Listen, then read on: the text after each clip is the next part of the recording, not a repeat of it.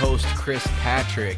This is the 22nd episode of the Heat Check podcast, and it's October 29th, 2023 when we're recording this one. Going to try and have it out for you soon. Thank you all so much for tuning in, listening to our podcast, whether you're on Spotify, YouTube, or any other podcast streaming platform. We're happy you're here and going to make it a good one for you. Joining me today is my co-host and Brandon Pfaadt's personal chef, VSP Tallman. Welcome back to the show. Hey, how's it going? Personal chef? Why, because he's just been cooking out there or what? Hey, he's been cooking. You've been cooking for him. What's his favorite meal? Spaghetti and meatballs. Hell yeah. Oh, shit. No, that's all right. Yeah, that's a good question. That is a great question. We might dive deeper on that one. Oh, man, a lot has happened in the last month, Tallman. We have been vigorously recording and editing recaps of every single Diamondbacks postseason game. They're in the motherfucking World Series right now, taking on the Texas Rangers. Holy shit. How did we get here? What is going on? We're going to have to talk about that. The NBA season has started. Suns start their season against the... who did they start their season against? The Golden State Warriors. Golden State Warriors and Yeah. Chris Paul. That's right. Holy shit. How could I forget? I even wrote it down. It's right here in front of me. All I had to do was look at my notes. Then they took a loss to the Lakers. And then the Jazz, they won their home opener.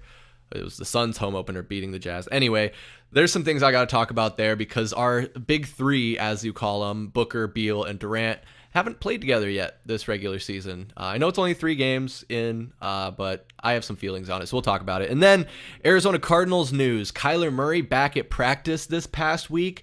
Didn't play today against the Ravens, so we think he might be back. Is next week the Atlanta game? No, next week we'll be on the road against Cleveland. Next week against Cleveland. And then we have Atlanta at home. Okay, so I'm going to love this conversation even more then because they're kind of baby walking him back into the starting spot, and there's some mixed messages and flip-flopping I'm getting, and I think me and Tallman are on opposite sides of this argument, so that'll be fun. And yeah, we're just gonna talk about whatever else comes up in between those topics, but happy to be back. You guys might notice no Michael Benjamin today. Michael! It's been a long couple weeks, and he needed a rest today, so we gave him the day off. He's chilling. I think he took a long nap today. He's been our number one supreme, superb, spectacular, any adjective you can think of, video editor, and really driving force of this Valley Sports Plug train that we keep pushing forward. But That's off to Michael. Yeah, give it up to Michael Benjamin. Comment, like, and subscribe, and comment for Michael Benjamin. He's been putting in the work. But, man, Tallman, are you ready to dive into this? Yes, sir. Let's go. All right, I've been talking a lot, so I'm going to just kick it to you right off the bat. What the fuck, man? Diamondbacks are in the World Series? Yeah, dude, pinch me. Is this real? Is this real life? Ow, Oh, fuck, sorry. you pulled some of my hair out. I didn't pinch you. I pulled your hair. I'm sorry. Yeah, right. Jesus. This is incredible. What were okay, so when the season started, what were the odds for them to make it to the World Series? To win The World Series? It was like 60 to 1 or something? Was it 60 to 1? It or was maybe like more than that. 250 to 1 for them to win or something? Oh, yeah, it was something crazy. For them to win the World Series. Okay. I don't understand how those odds, when it's like 60 to 1 versus like minus, the betting terms, and I don't know how that translates. But no, I'm sorry, I didn't mean. Yeah, but either way, it was long as fuck odds for them to make it to the World Series. So it was incredible how we even made it to the playoffs to begin with. If you remember, we ended the season on a 4-game losing streak, got swept by the Astros. We were at the second to last game there. Yeah, we basically just, we hovered into the playoffs. We did not have a good end of the season, but we captured that wild card spot. Weren't supposed to beat the Brewers. Weren't supposed to beat a 100-plus win Dodgers team. Hell no. Let alone sweep them. And then the Phillies, I mean, it's just been an incredible ride. It doesn't feel real. I would ask you to pinch me again, but I'm not gonna have enough hair left on my arm. I'm gonna look like Josh Dobbs after this. Oh no. Oh yeah, that was a low blow. I'm sorry, Josh. He has a medical condition, Tallman. Okay. All right. Don't make me feel bad about it. Jeez, I'll cook him up fine. some Right, Brandon Pfaadt food. Josh Dobbs is doing just fine. Food for Pfaadt. That's my saying. Food for Pfaadt? Yeah, food for Because you're Pfaadt. a chef. Yeah. You brand that. Nice. Hey, look at that. That like was a good one. That was a good one. But yeah, I don't know. It still doesn't feel real, and these first 2 games have been incredible. As we're recording this, Game 3 is tomorrow. So we've gotten to see a little bit of the start of the series, and this is a great matchup for the Diamondbacks. I mean, they can beat this Rangers team. I think we are the hotter team right now. I mean, on paper, maybe, yeah. Look, I mean, what? Look up whatever their cap is, or excuse me, their team salary. The Rangers or the D-backs? The Rangers. I want to say it's over $200 million. So you're talking about they spent some money on that team. Oh, yeah, their pitch. They invested like almost most of their money in their pitching. They spent some money on that team, but I like the way we match up with them. 8th overall payroll, $184 million. Look at that. 184. Okay, I wasn't that. And we remember that D-backs are 23rd payroll with 62 million. 62. Yikes. So again, we find ourselves facing a team that has, in this case, over 120 million more in payroll than our guys. That's incredible. That's incredible stuff. But yeah, no, this is great. I think the biggest challenge the D-backs they've already accomplished it. They've already rose above the biggest hurdle that they had, which was the Phillies. I mean, the Phillies I didn't like the way the D-backs matched up with the Phillies. That was a very, very tough series. That Phillies team, it was just full of stars, and the Phillies are a better team than the Rangers. So the D-backs already created some magic to even be in the World Series. And this series should be 2-0. It should be. The D-backs should be winning. Yeah, well, and exactly that's what I wanted to touch on is like exactly to your point that you were making there and before is the Diamondbacks are clearly the better team. They should have won that first game if it wasn't for Paul Sewald walking the runner on and then also giving up the home run. That's a completely different story because if Paul Sewald just goes in there, shuts it down, we win. And then assuming we have the same performance next game, it's 2-0 on the road coming back. Now, granted, that was kind of the Rangers' whole thing that they have going for them is that they've played really well on the road this postseason. They won all 4 of their games on the road against Houston to even be in the World Series. So that part does scare me just a little bit. Again, Chase Field is a hitter's park, so are they going to come in here and absolutely mash it? I mean, although we won 9-1, that was something I think we were talking about last night before we recorded the recap, is that they did hit a lot of balls really far. They just were caught on the warning track or right before it. So if that goes an extra 20, 30 feet, that's out of here. I know that is kind of asking for a lot, but I don't want to be too cocky, but I'm right there with you, man. I think the Diamondbacks are the better team. I think they're showing that. The Phillies were a tougher matchup for this team, and we overcame that. On paper, the Dodgers were a tougher matchup than this, and we overcame that. Granted, it was just a 5 game series with the Dodgers. Best of 5, yeah. Best of 5 there, and we showed out, and we fucking did it. But I want to rewind a little bit because when you're talking about what the expectations were, man. Like we were recording this Heat Check podcast and doing MLB preview streams on YouTube, and we were talking about the expectation for this team this year to be go above 500 and make the postseason. Like best case, make the postseason, and we'll be happy. And they've far exceeded those expectations, and now the national media is going to hate on us for being an 84-win team in the World Series, and on top of that, saying that why are they saying they don't deserve to be here? They're playing that tired trope, or like no one, not that they don't deserve to be here, but that nobody believes in us.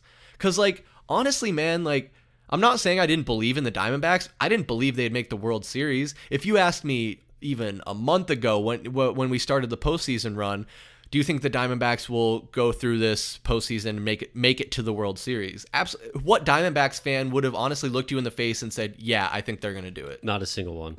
Nobody. No. Well, because the biggest thing was, okay, we're ending the season in September. Yeah, we got a wild card. Yeah, a 3-game wild card series. Yeah, we can pull that off. But the biggest question mark was, how does this pitching rotation make it through a 7-game series? With only two real starting pitchers and a question mark in Brandon Pfaadt exactly. At the beginning of October, right? With only 3 actual starting pitchers, right? I mean, we saw it in the NLCS. We had to do a bullpen game in the NLCS, and it actually worked out. But I'm with you, man. The bigwigs at all the TV stations are like, God damn it. Yep. The World Series is the Rangers and the Diamondbacks. I mean, what, the Rangers won 90 games in the regular season? Something like that. Yeah, D-backs won 84. This is not your big time matchup in the World Series that everybody wants to see to draw all the extra viewers and whatnot. But hey, I don't care. Everyone in Arizona is going to be watching it. I'm stoked as shit. I could give two shits less what anyone thinks or who's sad, what CEO's upset about the viewing. But no, you're right. It's kind of that. Is it our Cinderella story, right? I mean, the whole way through, we've been the underdogs every single matchup, every single series. Yeah. And then how you mentioned, I just wanted to jump back real quick. You mentioned how you're afraid, or a little worried. Sorry, not afraid. Worried about the Rangers and how. Yeah, that's right. Worried about the Rangers on the road, and how good they've been on the road. Well, think about how good the Diamondbacks have been at home. We've only lost one game at home. Granted, we've only played 4 of them at home. Yeah. Right? 1 with the Dodgers, and then 3 with the Phillies. So we've only lost 1 of those games. And then look what we did on the road. The D-backs we're good on the road and at home. We're just rolling. They're hot right now. I mean, for a Diamondbacks team, an 84-win baseball team, to go into Philadelphia in the postseason, down a game in the series, to win Game 6 and 7 in Philadelphia with that crazy crowd. I mean, no one beat the Phillies at home in the postseason until the Diamondbacks did it. We did it 2 nights in a row. Yeah, absolutely. No, I want to let you keep going a little bit, but I was just going to say, whatever the opposite of home field advantage is what we've had this entire postseason. Every team we faced was a higher seed, and so we were always up against the odds in every single series, and this is no different. And now we've evened it up to where the Rangers are going to have to win one on the road to be able to win this series. I'm so sorry. I was. No, you're fine. I know you're thirsty. I was taking a drink break there.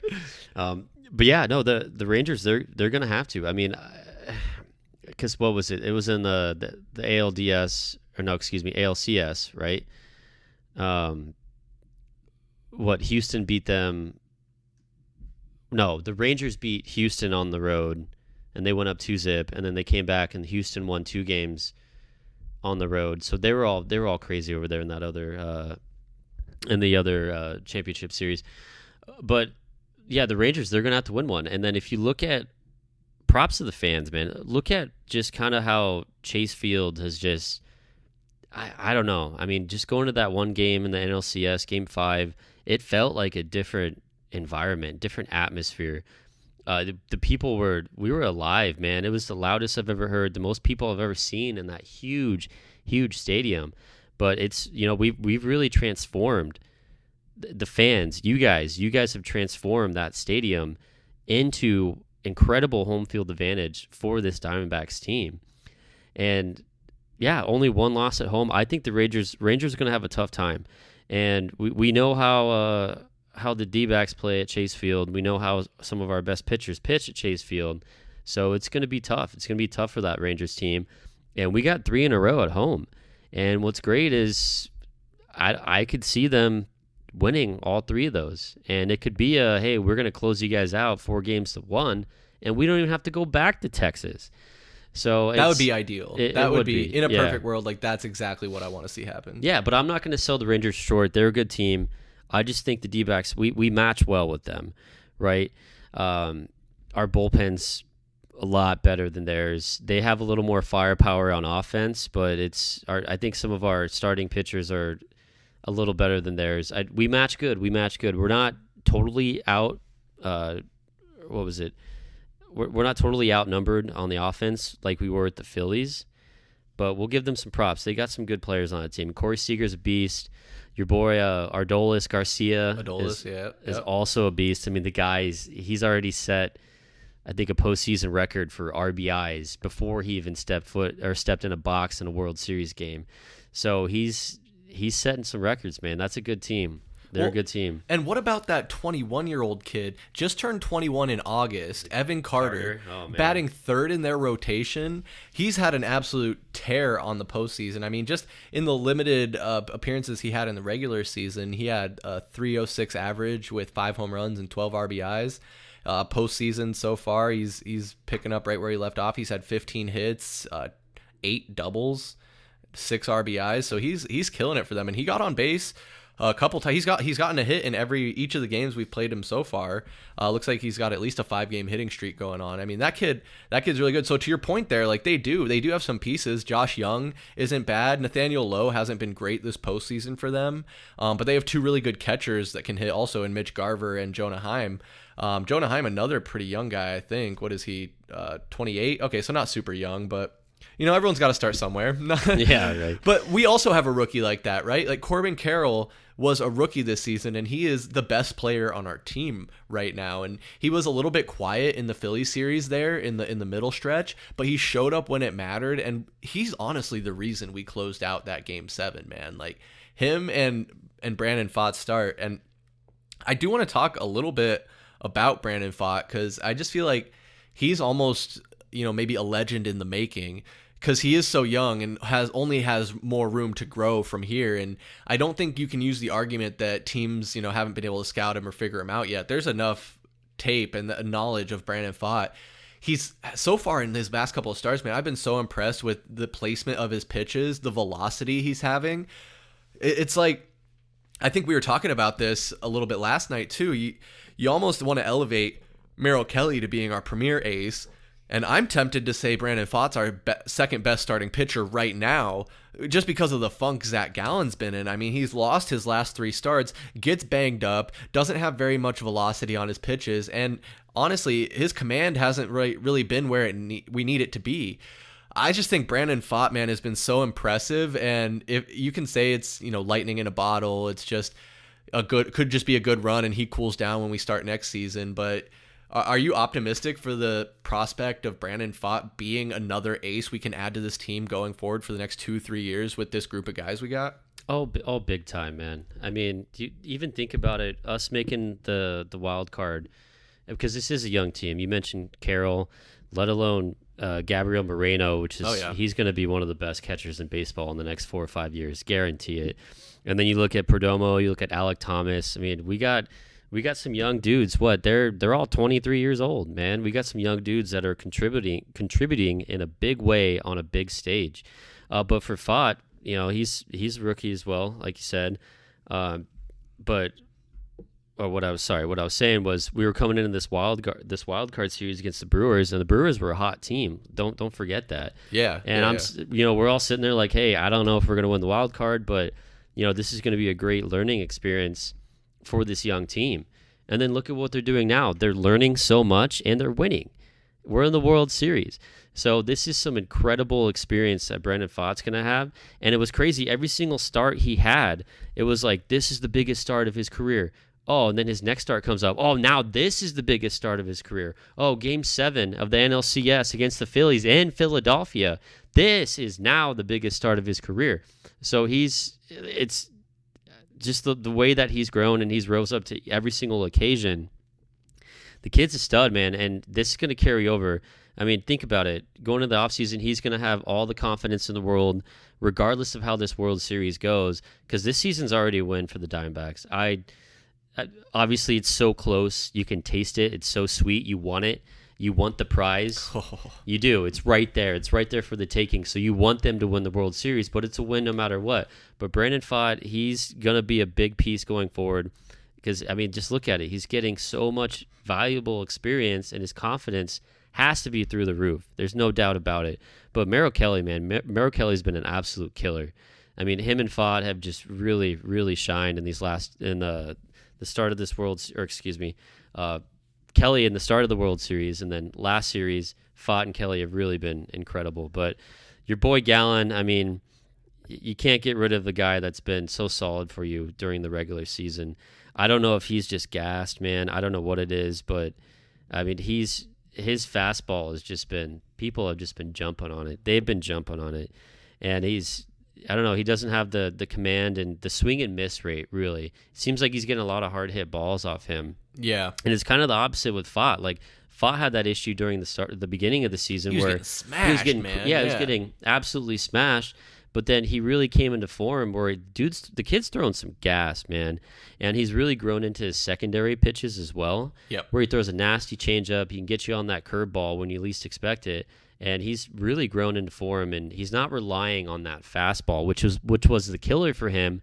Was he was trying to just throw a past guys every single start in the beginning of the season, and I mean, you're talking, you want to try to throw a 97-mile-per-hour fastball by a major league hitter. It can happen, but some of these guys are going to catch up with you, and they're going to hit it over the fence. Yeah, the 100-mile-an-hour fastball isn't as crazy as it used to be. Guys are way more prepared for those high 90s fastballs than they were even just 10 years ago. It's a new ball game, man. Like, as technology and training methods improve and these players grow up and start at ages and we know more knowledge about that, I think I don't want to get too derailed with that. I want to stay focused on the Diamondbacks. I was about to go on some tangent about less Tommy John surgeries in the future, and I hope that's the case, but I have nothing to back that up. That is just absolute pure speculation on my part, excuse me. But yeah, man, you're on point with everything you're saying. I agree. I don't think you get rid of Zach Gallen. I'm not saying you expressly demote him to. I just kind of played footsie with Tallman, if anyone's wondering. But no, I don't think you expressly say like, oh, Zach Gallen, you're our number 3. Like, through at least the rest of this World Series, he's going to be the number 1 guy, and he should be. I mean, what he did in the regular season is part of the reason we're even here to begin with. And it's not to say he's had a complete shit postseason. He's had a fairly decent one up until recently, where he's kind of hit a wall. I mean, don't forget, he was the starting pitcher in the All-Star game. Yeah, there you go. He was a Cy Young candidate most of the season. He had a 11-3 record going to the All-Star game, and then he finished the season 6-6. So he had a terrible second half. Why I remember that, I don't know. But he had a terrible second half to his season, and he has struggled in the postseason, unfortunately. But I mean, even if you wanted to switch it up, you can't now. Your rotation's your rotation, because you got, dudes can't be pitching; they got to rest up, man.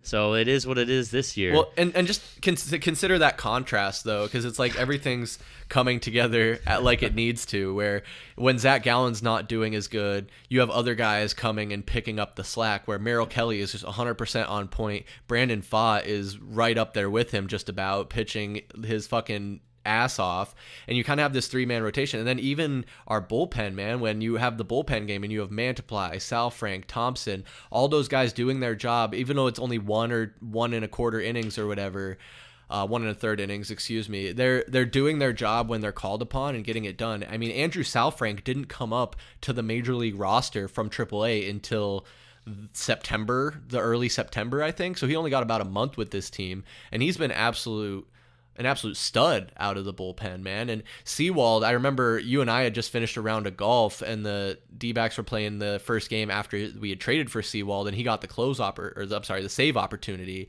and he blew it, man. They blasted a home run and walked it off and fucking beat us, and it was embarrassing. It's like, oh shit, we just traded for this guy, but he's been solid, and I'm not gonna hang one World Series blown save on his head, because he has done his job as well throughout this postseason.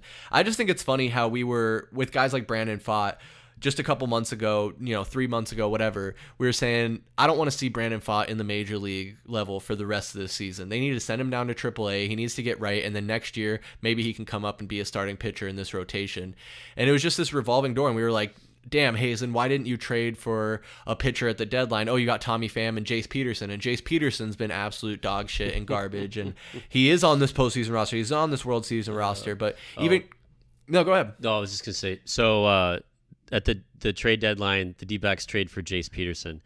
At the trade deadline, the Rangers traded for Max Scherzer. So crazy. I mean, look at it. Like you look at what.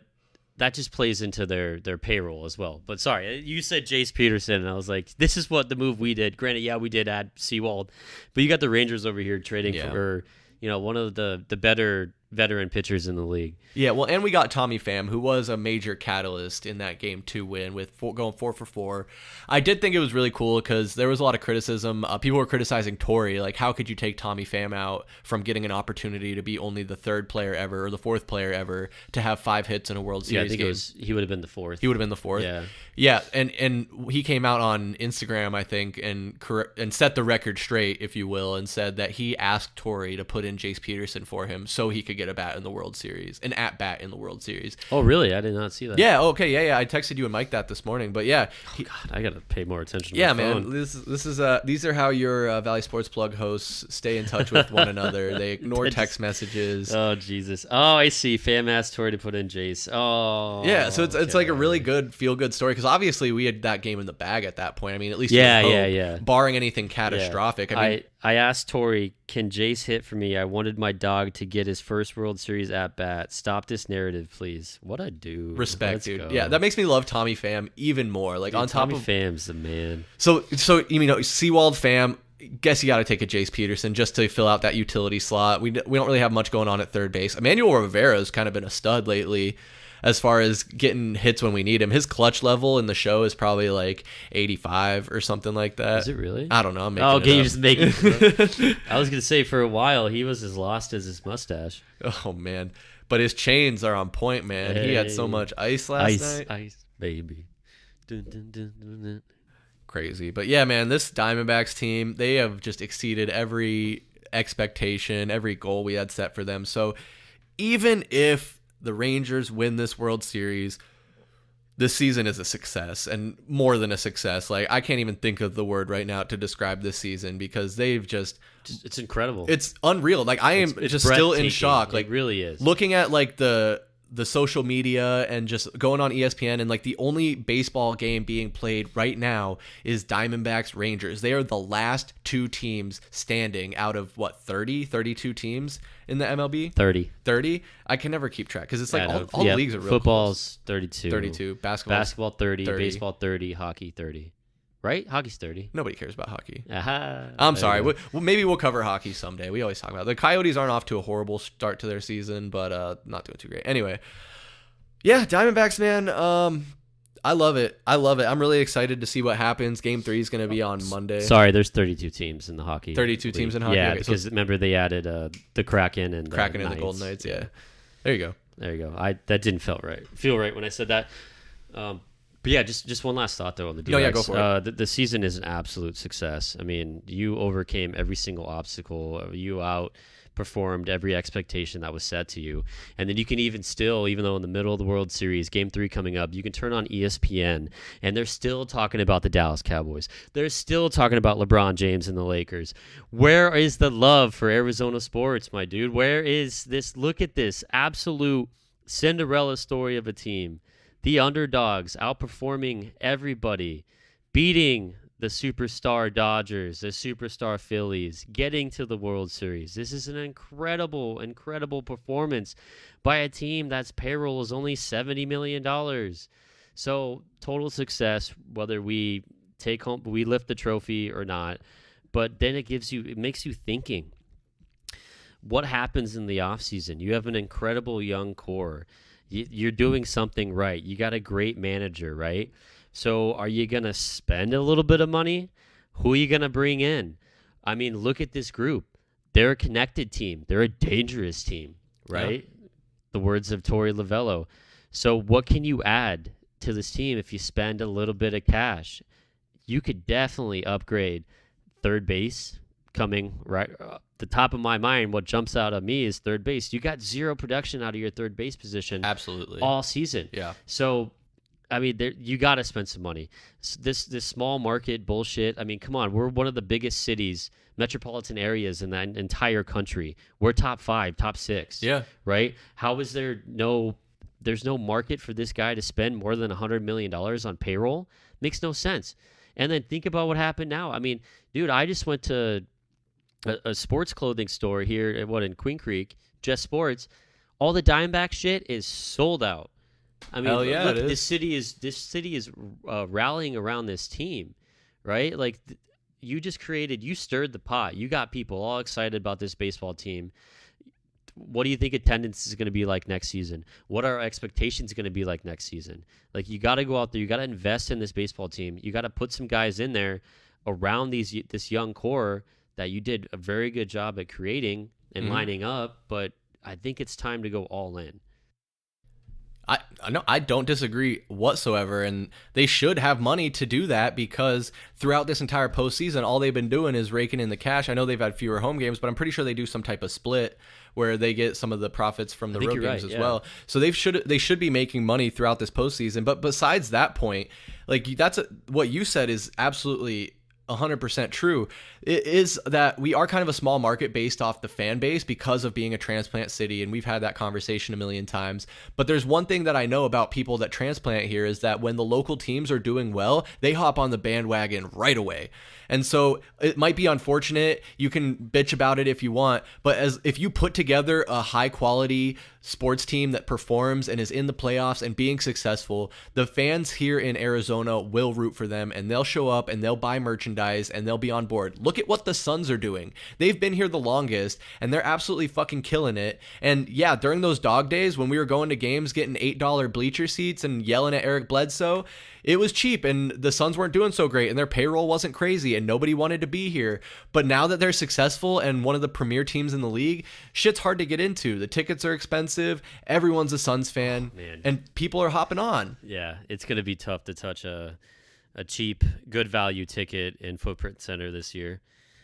Yeah. But no, you're right. I mean, Cody, they used to give away tickets. Storm. They used to give away so many tickets. Yep. You'd see like, oh, section 308 is the Boys and Girls Club of America, and it's like the whole upper deck is empty except that section where they gave away all those tickets to the Boys and Girls Club. Or they give them to like Fry's Food and Drug, and they give it to all their employees. Yeah, to their employees or something. Yeah, just to get fans in the building to be cheering for their team. No, it's and those days, I mean, as long as you have a good team on the field, those days are done. So I hope Ken Kendrick realizes that, reaches into his pocketbook a little bit and spends some money to help these young guys that you got for cheap elevate even more by adding 20, 30 million worth of cap and see what you can get at third base. I don't know if Jordan Lawler's going to be ready to play short. I don't know if Geraldo Perdomo is the guy we want in there every day. Maybe there's a guy coming up in free agency that we can get to help out in that role as well. I mean, it seems like we're pretty down packet. Catcher, first base, Corbin Carroll. I want him to see Thomas continue to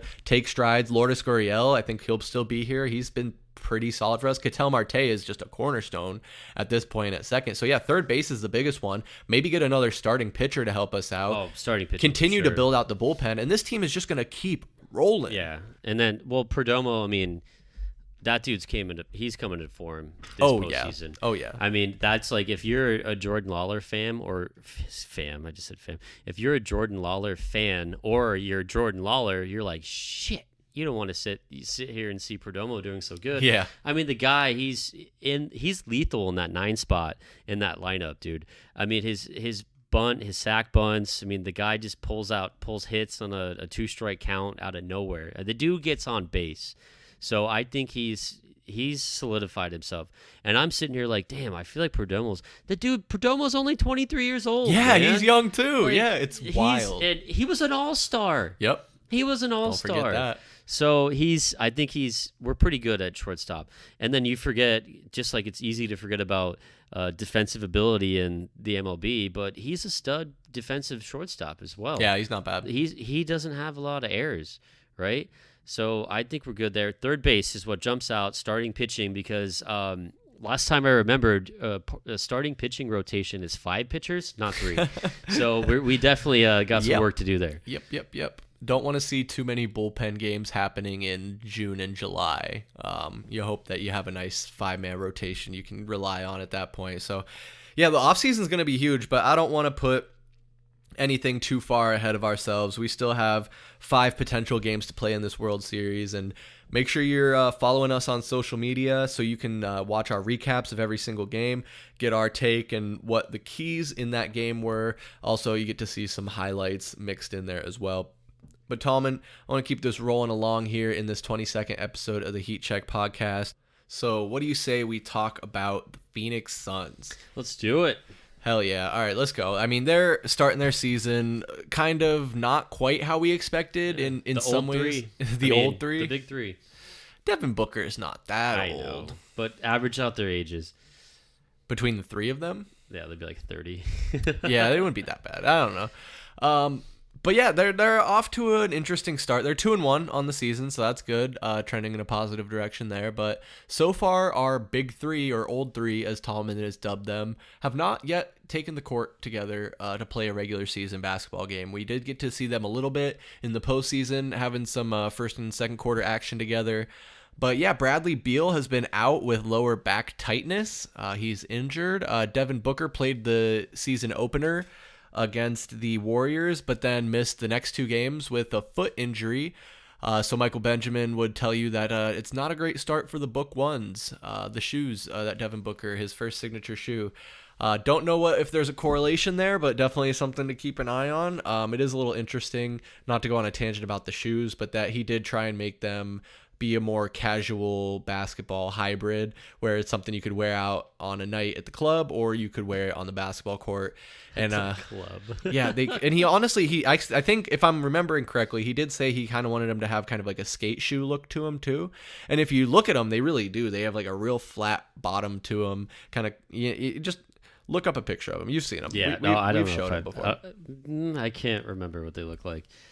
Yeah, but the biggest thing I want to talk about with the Suns is just some of the narratives that have been popping up around the internet and with the radio guys and different personalities and these people in the Valley that talk about the Phoenix Suns. And one of the biggest sentiments I think that's come across is that a lot of people just aren't too worried about the big three not playing together yet. Big one I saw, and I should have pulled it up here, but one of the local writers, I think it was on Twitter, or I guess x.com now, said that the Suns aren't, he wrote a big thread, and he said the Suns are not trying to win games in October, they're trying to win games in June. And I get that. You know, it's all about making it to the playoffs, and then from there, you know, pacing yourself, making it to the playoffs and pacing yourself. So I can appreciate that. I can get behind it. I don't want them to go all balls out like they did in 2021 or whatever year it was, having the franchise best record, winning all those games, and then losing in the finals and the playoffs the past couple seasons. It's been 3 disappointing playoff exits in a row. So there's been that narrative about that. Now they're pacing themselves. They've learned from their mistakes. So it's not about playing in every single regular season game. It's about staying healthy and making the playoffs so that you can perform. I can get behind that. But at the same time, this is exactly what we were worried about when we made these trades for Kevin Durant and Bradley Beal. Yes, they are spectacular players. They are all-stars. They are superstars when healthy. And these guys are not ever healthy for a full season. And I know it's rare nowadays to play a full 82 games. I'm not asking them to do that. But guys like Kevin Durant and Bradley Beal are only playing maybe 50 games. And so I even posed a question like, how many games are these guys going to play together? Tallman, I think while I was even just writing out some of my notes here, I noted like, is it over under 30? And what did you say, 20? They're going to play 20 games together? Was it that bad? It might not have been that bad. No, I guess might have been a little dramatic on that. But the way it's starting, yeah, it feels like, what, are they only going to play 20, 25 together? A realistic number, though, we'll probably see if all goes well, right? If I had to bet, I'm sure the line's probably 52 and a half. I bet you that would be the line. I would say under. I could see them only playing 45 games together. But right now, it's easy to say, well, what the hell? You know, I mean, it's starting to feel like maybe they only play 20, 25, and then you're sitting there. Kevin Durant's he's not playing hero ball at all, but I mean, he's trying to do it all on his own, and all it takes is him to slip on a layup in practice, and he's gone for a couple weeks, which you don't want to see that. I mean, because he's as old as his jersey now, you know, his jersey number, so you got to watch out for that. He's no spring chicken. That's right. Oh shit. Oh, I thought you were still rolling. No, I'm sorry. You go ahead. I didn't mean to kill you there, but yeah, I know. I just think the biggest part of it for me, with wanting them to all 3 be on the court for as many games as possible together, even if they're, you know, getting out to an early lead and then you kind of give them some rest later in the game, or I know there's going to be some rest here and there, and at the same time, the NBA is cracking down on it, but I don't want to go in that direction. I wanted to talk about just the fact that I do want them to play together and get that camaraderie built up and that chemistry, because it's a bunch of new players on this roster. I mean, I was trying to go through the list from last season. You can kind of count Kevin Durant because we got him at the trade deadline, but you really got Devin Booker, Josh Okogie, who's the guy we got from Golden State, Damian Lee. And then that's just about it, I think, now, because Ish Wainwright's gone. We waived him. Yeah, So he's we got a gone. lot of new guys in Yuta Watanabe, Yusuf Nurkic, Grayson Allen. These guys that are playing significant minutes are totally new here. And so there really is, I know these guys are professional basketball players and they can and will gel pretty quickly, but you really got to figure out your flow and who's going to have what role and at what times during a game, especially when you're talking about a postseason run.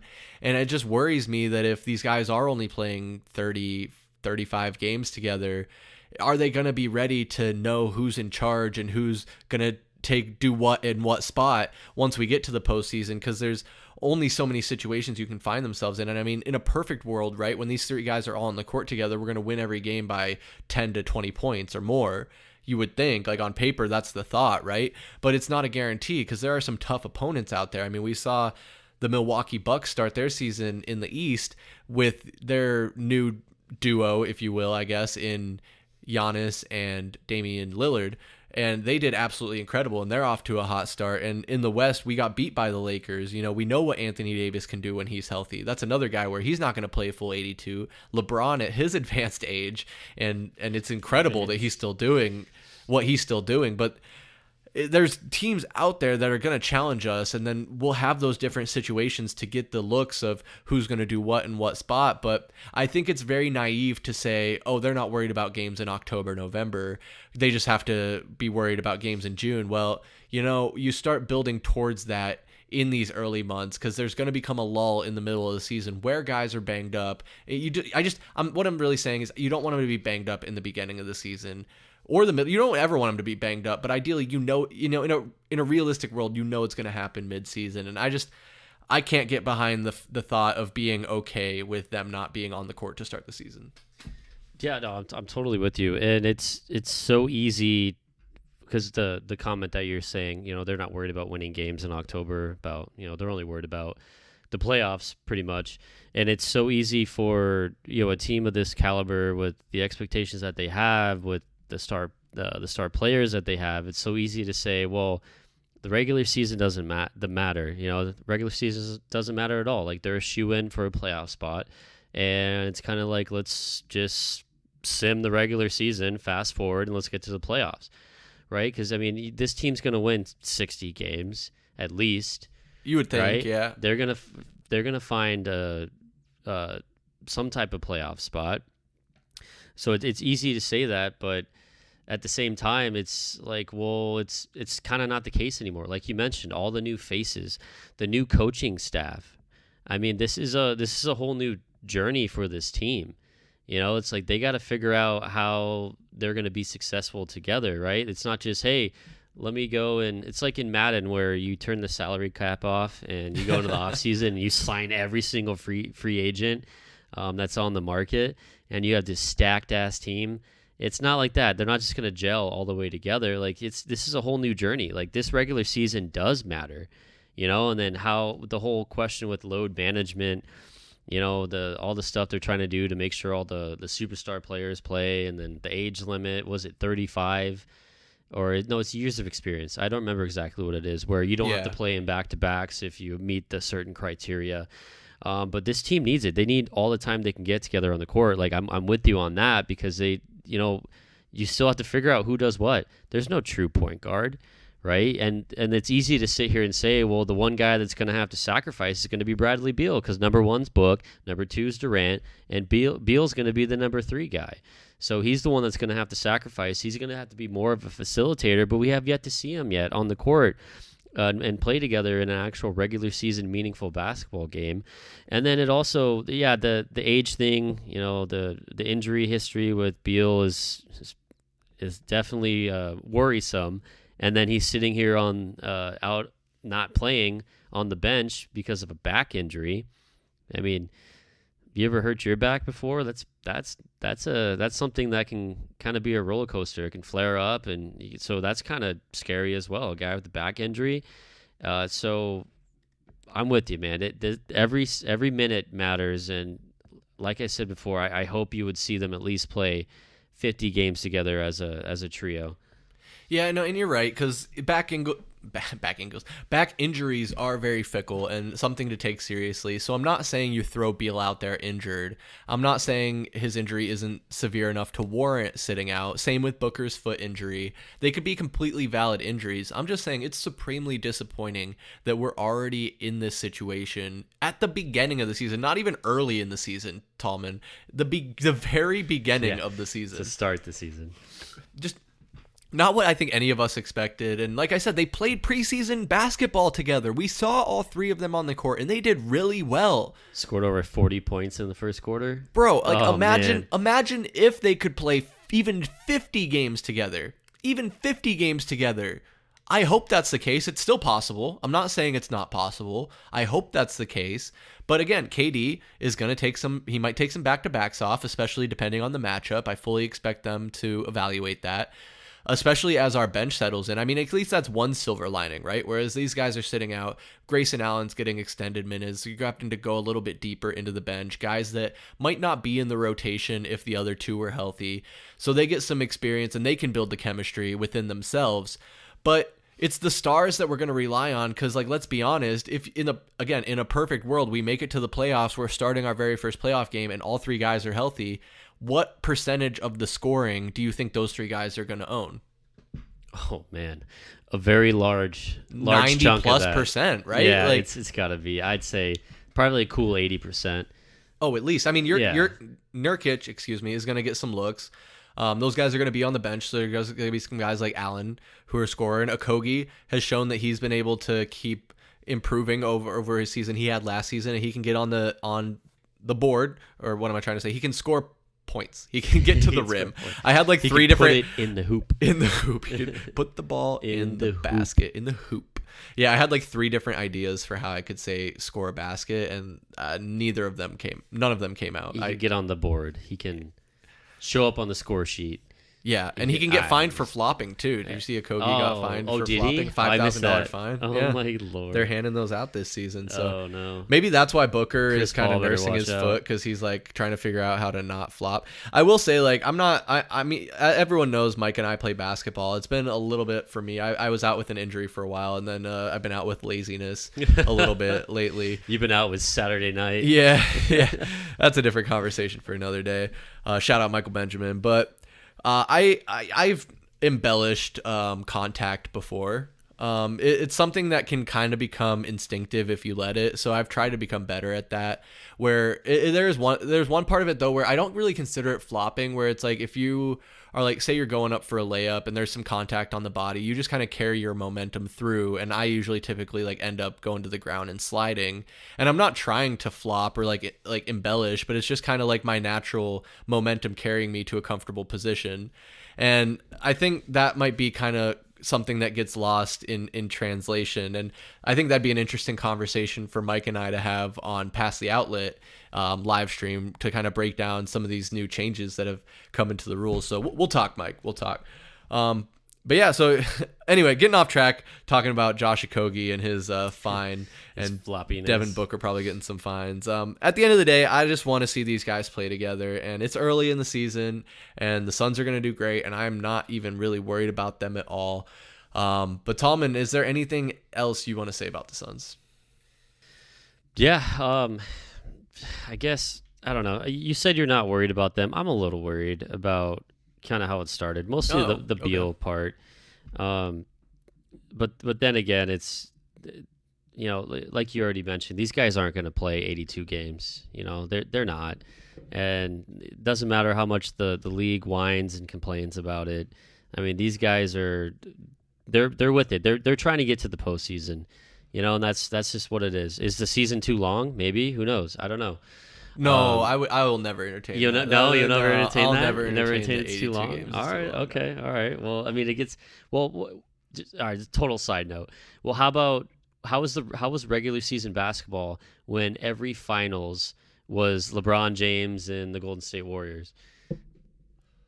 Well, sorry, what would you say? What was the question? No, all right, so in the finals, was it like 2012, 13, it was LeBron James versus the Golden State Warriors. Yeah, for like 2 or 3 years. Yeah, where it was like it was the same finals matchup where it's like, okay, well, who cares about the regular season? We know it's going to be the Cavaliers versus the Warriors in the finals, so who cares, right? Okay, so that's a total side note. okay, so I guess because this is a conversation. Like you're right. Like teams have not teams, but like the league has talked about, or maybe not the league. I'm sorry, I'm fucking waffling on this, but there have been people that have asked about shortening the season. Exactly the question you posed: is the NBA season too long? And maybe what do you want to what would you, or I don't know what side you're on. It sounds like you're in favor of maybe shortening it a little bit, but shorten it to what, 62 games, 72 games? How many games do you want to shave off of the regular season? Oh man, I'm sure that's such a more complex question than it appears on the surface. I'd say 72, but then what's the difference of 10 games? I don't know. Well, okay, but that's a great point though. Like if you'd make it 72 or even 65 or somewhere in between, I think you still make the season as long calendar-wise. You just add for some more rest days. You eliminate the back-to-backs. I honestly kind of hate the back-to-backs. Like with these guys, like it's, especially when you're talking about 2, 3, 4 games in a week, like these guys are going to need some rest, especially when you're throwing travel in there. If you're going coast to coast, I know they try and do their best with the way they put the schedule together, where you're not having to go from Boston to California to Florida or some shit. But I think there's a way to do it. I guess as we're having this conversation, I'm coming around a little bit. Like if you want to shorten the season, sure, but you're talking about disrupting so much historic precedent and then completely altering the course of records that are set, because the single season records, nobody will ever be able to achieve those numbers again. You start a whole new era of basketball you're right. when you do that. Yeah, you're right. But then, like, I mean, I just had to look it up. So say you're a player coming up through college. You know how many games they play in a college basketball season? 35 at the most. So then you go on from playing 35 games to playing 82 games. And then even college football, it's less of a jump. College football, you're playing 12 games at the least, and then you're turning around and you're going to go play 17 in the NFL at the least. So it's, I don't know. I mean, 35, 82, 12, 17, I mean, obviously it's completely different sports. Obviously football is a little more demanding than any other sport we sit here and talk about on this podcast, but I don't know. I mean, you go from playing 30, 35 games, and then you're going to play 82. But I'm with you, though. It's an unpopular question, shortening it. And you're probably right. How did he drop that? You're probably right. It's never going to get shortened. There's way too much that goes into it with the stats, the history, how the game's been played. And I'm not an advocate for it whatsoever, so... Yeah, no, I think that's a very nuanced question, and definitely one that's worth having, I think. I mean, because especially with the way players have been getting injured and everything that's happened in the league as of late and the way things have been trending with the battle between players, the Players Association, teams wanting to rest guys, give them breaks, load management is a new term we've just started to see in the last 10 years. It's definitely worth having, but if anyone was wondering how did he drop that, what Tallman said is we're sitting here watching the Sunday night football game. As we record this, it's the Bears taking on the Chargers. Right now, it's 17-0 in the second. And the Bears' backup quarterback, who is it? I have no fucking clue. Baguette or something like that? No, that's a long piece of bread. But he dropped an absolute dime to a wide open receiver in the end zone, and the receiver stumbled.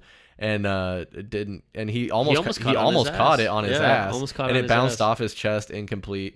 I was trying to figure. I don't know who number 12 is. Sorry, I'm not very savvy on the Chicago Bears 2023 roster. Not a big Bears fan. Yeah. But no, this is a great time to transition to talking about the NFL and football actually, because in local news, we saw this week Kyler Murray return to practice for the Arizona Cardinals.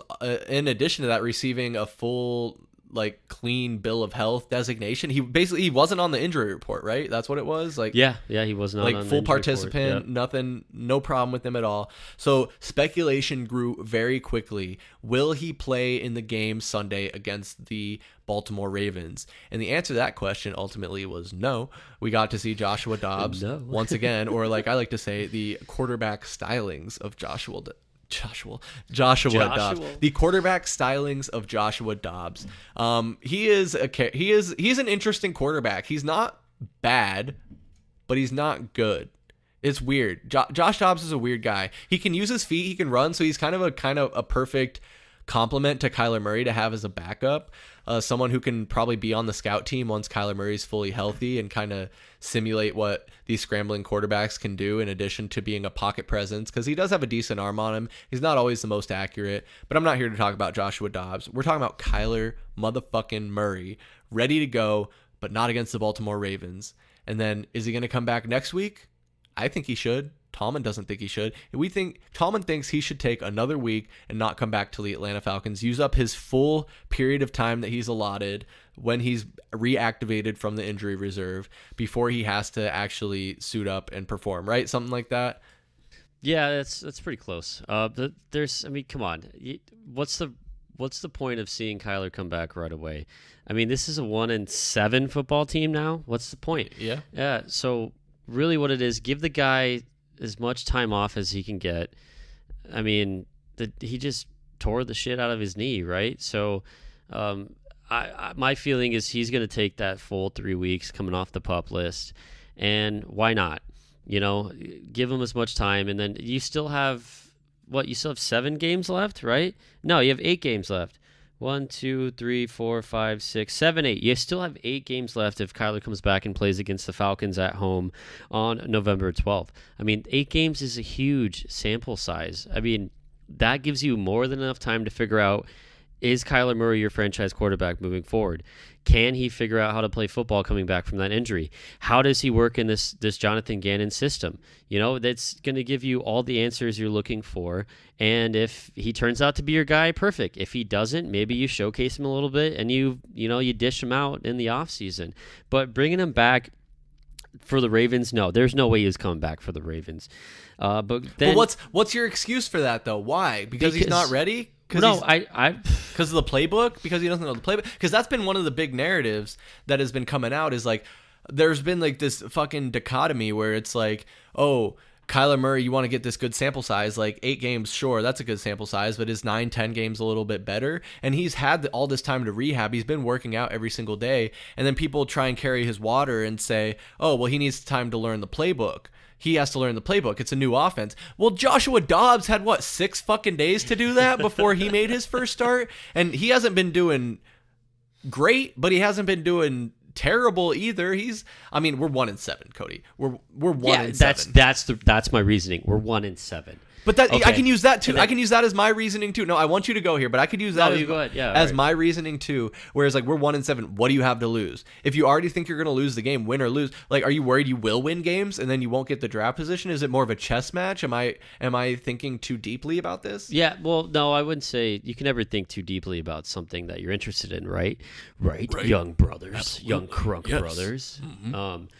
No, I think what you have to lose is you're risking injury. You have to lose Kyler Murray if he gets hurt, and you don't want him to get hurt. Like if he comes in, are we a playoff team next year? Oh no, God, no. But I mean, it could be possible. I mean, that's the beautiful thing about the NFL. You don't need to tear everything down, and take 5 years to rebuild up a playoff team like in the MLB. It's not like baseball. NFL, you can turn around and you can have a playoff team in the next year or the next 2 years. So it's possible we could be a playoff team, but then you got to look at the rest of the division, and would it be difficult? It'd be very difficult. But at this point, 1-7 football team, you're not worried about winning games because we're probably not going to win a lot of games. You're worried about Kyler Murray getting hurt, and you're already getting him for 8 games. And he's coming off of the biggest injury of his career, so there's no point to rush him back, because it's not like, all right, if this team, we're 1-7, if we were 4-4, I'd be like, yeah, get him out there. Make him suit up. Get him out there.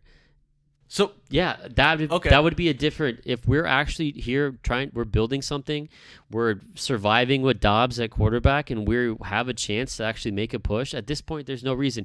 8 games, all right. So 8 games is our sample size if he comes back against the Falcons, and I could be totally wrong. Who are those opponents? You have it right there in front of you. Yeah, I do. So we're playing some good competition, man. So it's not like he's coming out here playing a bunch of bums. He's not. So obviously the Falcons are 4-4. They're doing a lot better than we are, right? Yeah. And then you got the Texans. The Texans are 3-4.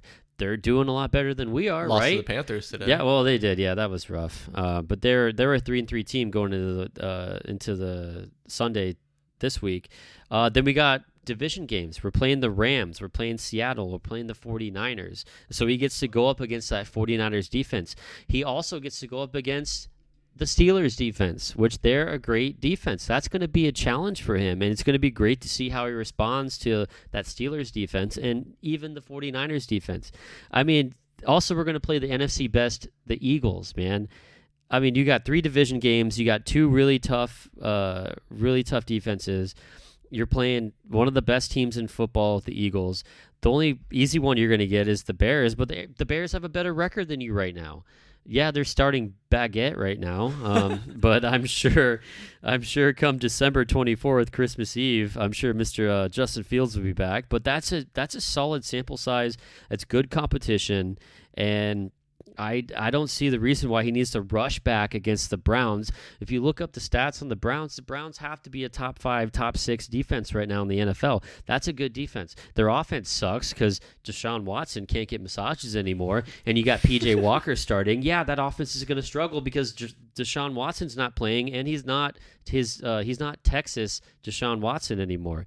But what's the point going on the road to play the Browns? Rushing him back to that, but you could also argue that you're not rushing him back. You keep saying that. How is it rushing played. him back? But what's the Because he's point? been rehabbing for so long. Rushing him back would have been starting in week 4. Yeah, no, Tallman, you're right. we're going into week 9 now. We're going into week 9. No, you're right. He's been ready since week 1. He said he would have started week 1 if it were up to him. Yeah, but basically, like reading between the lines, Kyler was ready to start week 1. If we're not being dumb as fuck about this, Kyler was physically, mentally ready to start week 1, and this team is tutting him along, and they're continuing to do that. That's my biggest problem. Is this isn't about protecting Kyler anymore? It really isn't, and I get what you're saying about the sample size. It's plenty. Like those opponents you lay out that's good competition for sure.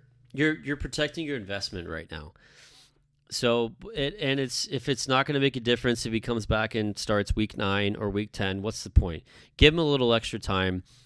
You're going to like this. Give him some extra practices under his belt, right? Yeah, right? He's only got 6. Josh Dobbs had a lot of extra practices before he started. Well, right? That's a whole nother story. Because that's a narrative though. Like people are saying like, oh, Kyler needs to incorporate into this offense and learn this new style in the playbook. He's been studying the playbook. He knows the playbook. Like he's been taking mental reps every single week. Right. He's on the sideline. He's got the headset on. He knows what's going on. He's taking those mental reps. Right. I mean, you'd hope he would be. Hopefully, he's not thinking about going live on stream or on Twitch later. That's I haven't been keeping track, but I don't think he does that anymore. No, to be honest, he probably doesn't stream anymore. I'm just being an asshole. But no, he's taking those mental reps. Like you see him on the sideline. He's got the headset on. He's not calling plays. It's not what he's doing. He's sitting there. He's listening. He's listening to how the offense is being called. He's listening to every play call. He should be mentally envisioning what that play call is, what he would do, and reacting to what he's seeing on the field and trying to give some pointers to Josh Dobbs when he can. But I don't know. I mean, have you seen Kyler make any contact with Dobbs on the sideline? No, not in the games I've watched. You think they'd show that? Or I don't know. That's a whole nother question. Well, I'm pretty sure Dobbs is older than Kyler. You want to question his leadership? Yeah, but Kyler Murray is he's a 2-time Pro Bowler, Rookie of the Year. True. The guy is one of the best football players to come out of Texas. Period. Yeah, he's a Texas legend, man. He won the Heisman Trophy. He's got a lot more to show. They than put Dobbs. up that statue of him at OU, man. Right? Yeah, they did. But I just don't. I don't see the point to. All right, I won't use the word or the phrase "rush him back." I'm not gonna. Not gonna use that. Don't use that. Yeah, thank you. But it just makes sense. Bring him back in a favorable matchup. Why take him out on the road to play in Cleveland against the Browns, who have a really good defense, when you could have him start at home in front of his own fans against a Falcons team that's not. The defense is a little more porous than those Cleveland Browns. It just makes sense. Yeah. And then you line it up. Okay, he comes back against the Falcons. He plays the Falcons, the Texans, the Rams. It's not an easy schedule. I'm not going to sit here and say, oh, those are 3 easy games when All three of those teams have way better records than the Cardinals. They're doing a lot more than the Cardinals right now on the field, but it's a little more favorable when you look at it, rather than him coming back with the Browns. And I don't know. And then I'm just worried. I'm worried about it. And I guess my opinion is they're protecting their investment, right? This guy costs you a lot of money. So you want to see him come back and succeed. You don't want to come back and get hurt, because if he comes back gets hurt in 3 games, man, you're pissing so much down the drain. And you can't get rid of the guy. You can't trade him. You can't turn him around and get something back. You're stuck with it. So it just makes sense for him to eat up the whole 3 weeks that he gets to come back off the pup to start and be active on game day. It just does, and it's favorable for him to start against the Falcons. Yeah, no, I mean, I hear your arguments, and I think that it is what it is. I got to be fine with it, I guess. I just think they should have thrown him out there, because it's the NFL, man. Every team is able to win any given Sunday. That's the whole point of the NFL. I mean, except for the Cardinals. Except for the Cardinals, maybe. I mean, we saw today the fucking Chiefs got fucking stomped by the Denver Broncos, and the Broncos are a bottom feeder team, dude. Like, Russell Wilson is, to say he's a shell of himself would be a compliment to Russell Wilson at this point. Like, he is not good. So yeah, I mean, whether it's the Ravens that haven't been world beaters, the Browns next week, who, like you said, Deshaun Watson isn't very good. Myles Garrett's good, and their defense is okay, but like not anything crazy either. And then the Falcons, like, yeah, 4-4. Desmond Ridder is their quarterback. They got a rookie in Bijan Robinson, Drake London. Like, they got some guys on their offensive side, so it's maybe a little bit of an easier defense to start against instead of going against the Ravens or the Browns defense, that tough AFC North. But you're right. Eventually, he's going to have to play T.J. Watt in the Steelers defense anyway. Minka Fitzpatrick got injured today, so maybe he'll be healthy by that game. And our old boy Patrick Peterson on that Steelers defense. Pat P. But yeah, man, I don't know. So you're right. You're probably not going to see him next week against the Browns in Cleveland. Probably going to be a couple weeks in Atlanta. No, that's a home game here against Atlanta. Yeah. So State Farm Stadium. Yeah, and then that's probably another thing. They're like, oh, we want him to start at home. We want him to play his first game at home. So give him the most comfortable first start back as possible. I get that. Build his confidence. Let him go. There you go. Build his confidence. That was perfect. There we go. That's another argument that can be made. So whatever. At the end of the day, you're right. It's tank season. We want them to have a bad record so they can get a high pick. So maybe we can get Marvin Harrison Jr. That is bad, though. That's not great for Kyler Murray, though, if we come back and we're 0-8 on the rest of the games he gets to play this season.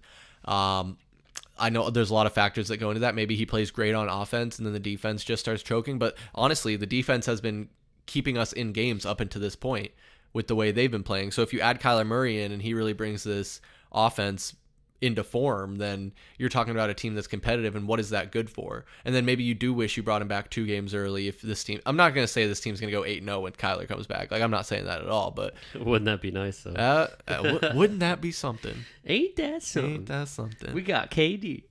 But no, I hear you, though, and you're absolutely right. The defense has definitely stepped up. I mean, even to start the season, you could tell the defense was the one that was, bringing home the bacon for us in all of our moral victories. Let me and our only victory. And our only Cowboys. victory, yeah. I mean, to keep a Dallas offense like that in the red zone so shut down, that wasn't bad. That was a great performance. And even today, you finally get Jalen Thompson back. You get you have Buddha back. I mean, he came back last week, but you finally get Thompson, your Thompson and Baker duo back in the secondary. That's extremely helpful. But this team, I don't know, the defense has been the most surprising part, outside of Josh Dobbs for maybe 2.5 games, which was also kind of surprising, but he's come down to earth. We all know Josh Dobbs is not the guy. He's not a starter in this league. He's just not disciplined when it comes to throwing the football. The accuracy's not there. The arm talent's not there.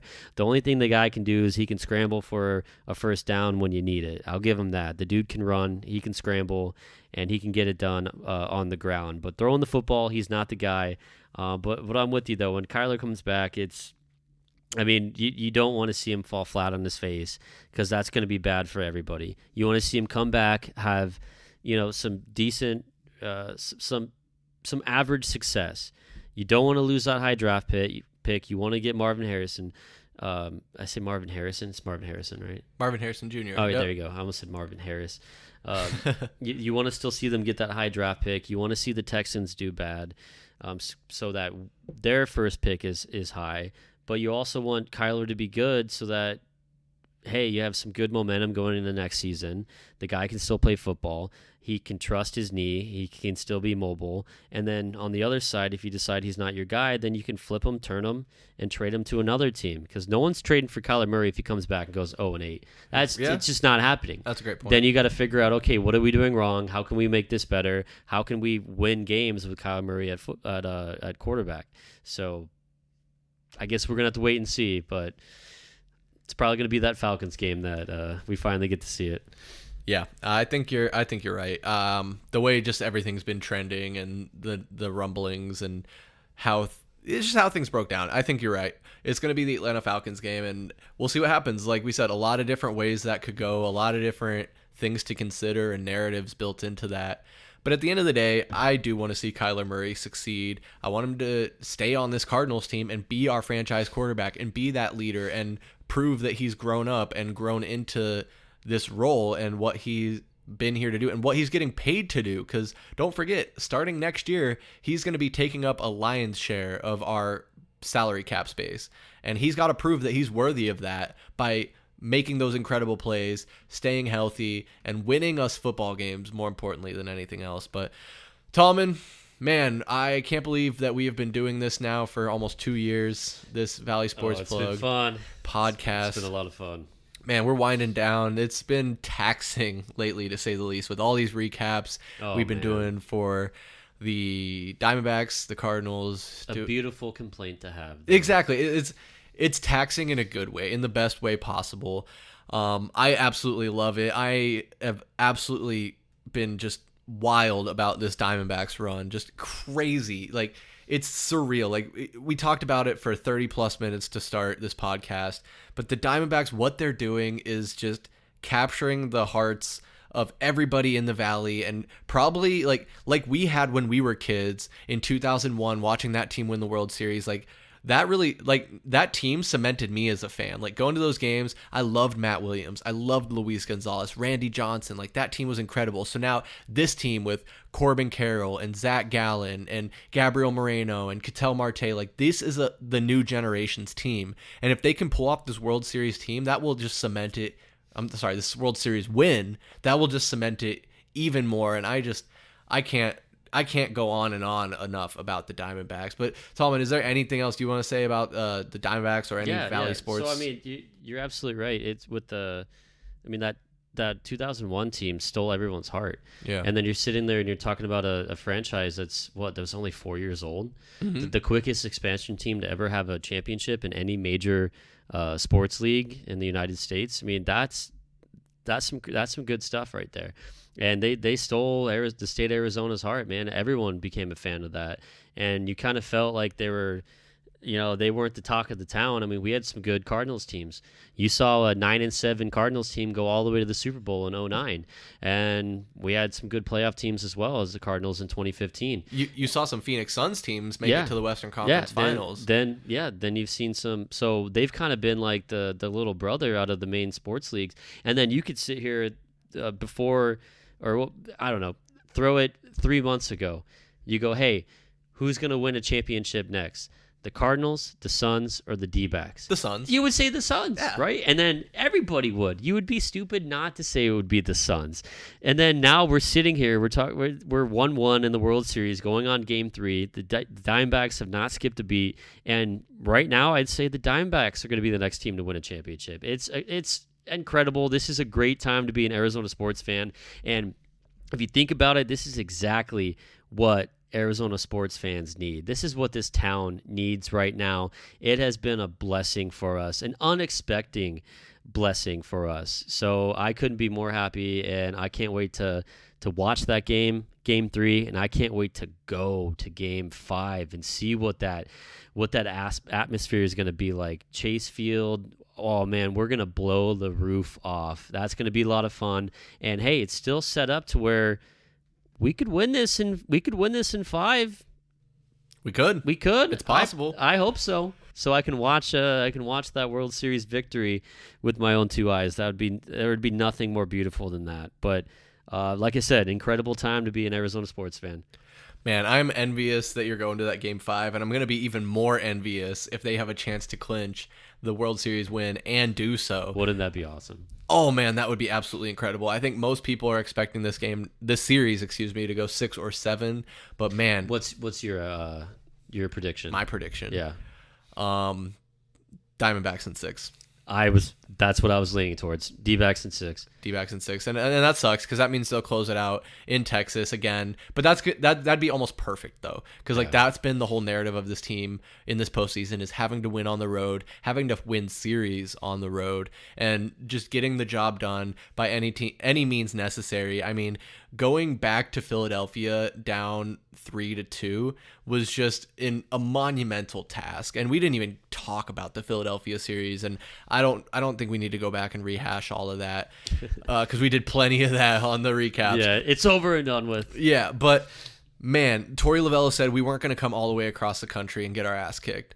And I think that's the case with this, even just the World Series being, like, whether it's in Texas or Arizona, they didn't come all the way to the World Series just to get their ass kicked.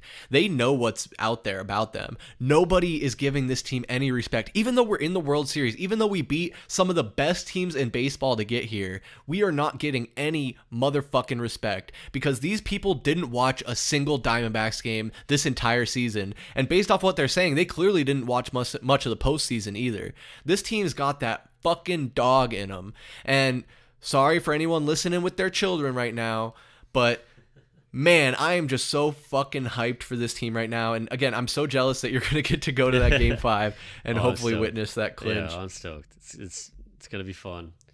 It's going to be a party. This is a fun baseball team. And man, hasn't this postseason just made you like Lovullo like even more? Bro, Lovello's grown on just like some of his quotes, so like we didn't come all the way across the country to get our ass kicked. That's incredible. Him and Gambo chugging champagne in the locker room. Yeah. He's awesome, man. And then some of his let's fucking party like after. Yeah. He's I don't know. It's been great to see him grow, and I'm so happy for that guy. Yeah, he's gone through a lot and a lot of calls for his head throughout the last couple of years. And I think he's clearly proven that he's the guy that needs to be here. Oh, he is. Especially with this he's team going to get right rewarded handsomely, I'm now. sure. And he should be. I think he's got 1 year left on his deal, but he gets an extension. Man, and how about he gets an extension. How about those rumors about Hazen being connected to going back to Boston? Yeah. And he's not going anywhere. Oh, man, after this, how could you, man? No, he's not. You have cemented yourself here. And it's funny because, I don't want to get too caught up on the Diamondbacks. I know we were trending towards wrapping this up, but there was a story that I heard that Hazen had planned like a fishing trip with him and his kids for like right now. And because obviously he didn't, even our general manager didn't think that we would be in the World Series. Like Tallman, nobody, absolutely nobody. I guarantee you, even the players on that team, as much hope and as much fight and belief that they had in them, if you ask them genuinely, do you think that you will be in the World Series in October going into November? They would have said no, if they were being honest. They're being honest, yeah. But I mean, the right answer as a professional sports player for any team would be, we're going to win it every year. Or anything's possible. Come on, that's just so cliche. You know that's how they're going to answer. But yeah, no, I'm with you. And then the Hazen's not going anywhere, man. Mike Hazen, he's created, this is his baby. This team is his baby. He's created a home here in Arizona.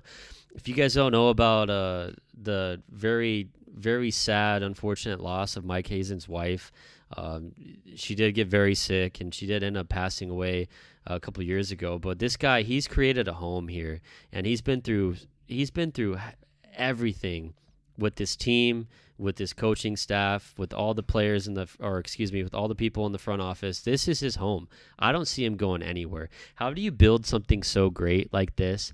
And it's so young. And it's just the beginning. Yeah, exactly. It's just so the beginning. Young. We were hoping that we would make the playoffs, maybe win a game in the playoffs, and then next year have that, like, right? Yes, we're a playoff team. Because we're ahead of schedule right now. So this team is ahead of schedule. That's an understatement. Yeah, they are ahead of schedule. And if you're Mike Hazen, you're not going around. You're sticking around for the show because it's only going to go up from here. So I love that rumor. Normally when you hear rumors around people in your organization, that means they're doing something right. Yeah. So hats off to him. He's done an incredible job building this team. Lavello's done an incredible job managing this team through an incredible postseason. Man, it's just been incredible, and it's so funny. Like, we started out the podcast on a high talking about the D-backs with smiles on our faces. You get a little upset with the Suns, like still like kind of like, okay, they're doing good, but they're injured, they're banged up. Then we got real frowns on our face talking about Kyler Murray, and the Cardinals are just trudging through their season. We know they suck. They're not going to be good this year. They're not going to be good next year. And we finish on the high, rejoicing in the Diamondbacks, once again with smiles on our faces. Man, I am so stoked. Make sure you guys are following us on social media. I can't stress that enough. It's at AZ_VSP on Instagram, TikTok, and X.com. And then Valley Sports Plug Arizona on Facebook and Valley Sports Plug on YouTube. YouTube is the most important for sure, because that's where you can catch all of our video content. We do recaps of every single postseason game for any team that makes the playoffs. Right now we're deep in doing the Diamondbacks recaps. I've mentioned that a few times. The Phoenix Suns, we're going to recap them every 2 weeks to keep you updated with how their season is going. And then weekly, every single game the Cardinals play, we'll give you a recap of that as well. So make sure you stay tuned. If you're this deep in the podcast and you're at the end here with us, thank you so much. You're a real OG, a true fan, and we appreciate you so fucking much from the bottom of my heart. We love you. I'm Chris Patrick, and for VSP Tallman, shout out Michael Benjamin. We will see you next time. Peace.